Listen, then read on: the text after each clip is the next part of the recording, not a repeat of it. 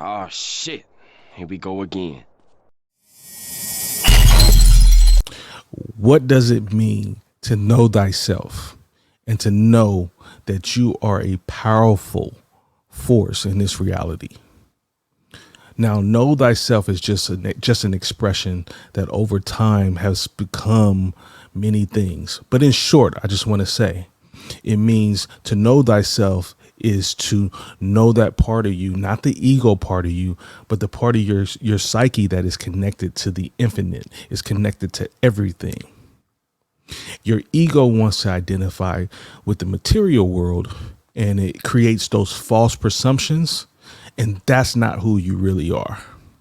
And that's definitely not how you move around in this reality. It's the ego that protects you and your current reality, and that's yours to own. But those ideals are usually defined by your beliefs, your past programmings, and your faulty preconceptions.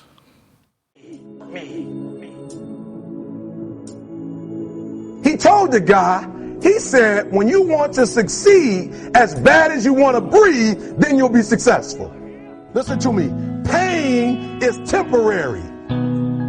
It may last for a minute or an hour or a day or even a year. But eventually it will subside and something else will take its place. So in this discussion today, we're going to be talking about the true self, the infinite self, how to know thyself. And to know thyself, or to know that still small voice, that's who you are. And that's the stuff that's running in the background of your psyche. And it's able to process and is able to see everything all at once. Now, the ego is best described as somewhat being narrowly minded thinking, versus the higher self is broader thinking because it is able to see and process everything. Think of your mind like a computer. It has several parts that ensures that it will work and it will run.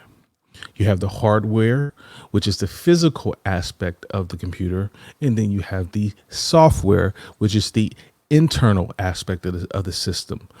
And those two parts run together. They work together. And so the internal system, which is the software, allows the hardware to run so it can project the reality that you want to see. The software system has the ability to run programs, which most of these programs are adaptable, and they're used and they're made to express the needs and the wants of the person operating the system as a whole. But deep inside the original software system, it contains the intended purpose.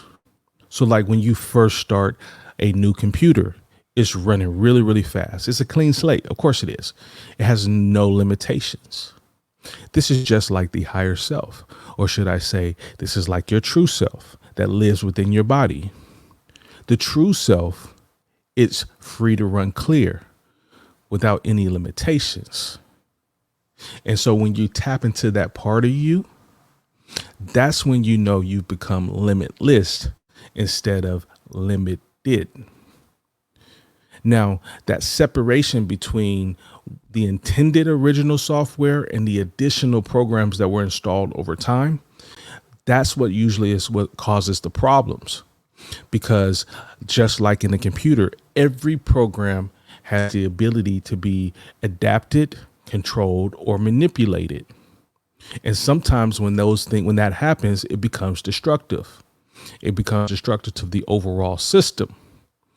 And so when those things grow and they get out of hand, we call those specific programs viruses. Now, the mind is the same way. So that separation between the higher self and the ego, we call that cognitive dissonance. And this is where the mind has to consolidate the difference between what it knows to be real and what the actual reality is. What happens is when you're faced with this level of conflict, We tend to fall back on what we know, and we rely on the old programming versus trusting the intuition or the original software, which is the higher self or your higher mind. Only when you allow yourself to be free from your limiting beliefs, that's when you can truly operate from your divine purpose for what you were truly designed to become. Of course, in itself, this takes much work, and I'm not going to sit here and act like it doesn't. So to be able to access or process and access that level of yourself, you have to become aware. But as you draw awareness to yourself, that's when the old programming start to come up.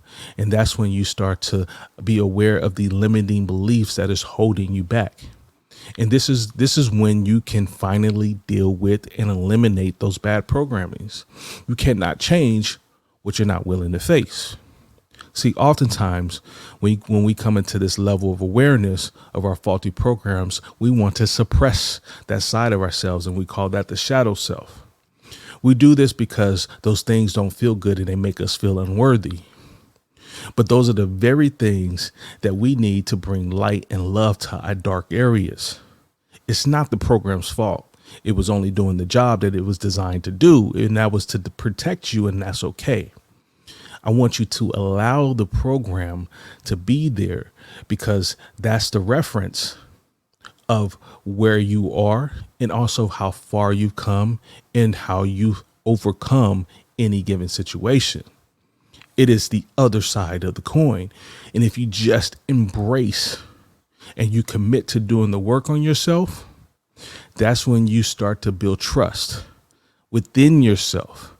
And all of that chaos, all of that chaotic chatter, all of the bad programming, that's when it starts to begin to be overridden.